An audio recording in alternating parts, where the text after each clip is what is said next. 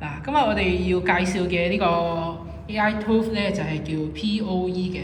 咁呢個 POE 最大嘅特色咧就係佢可以調用唔同嘅 AI model 嚟去到運用，咁就唔使話需要去揾唔同嘅 AI 嚟使用啦。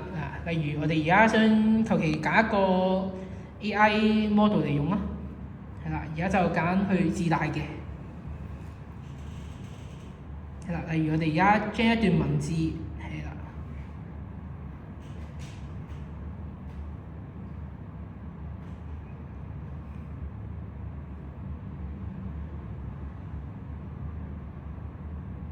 係啦，咁而家我哋就好順利咁將到段文字出嚟。咁如果我哋而家唔想用佢自帶嘅嚟將呢段文字，咁我哋就換一個工具啦，試下用呢個 DeepSeek。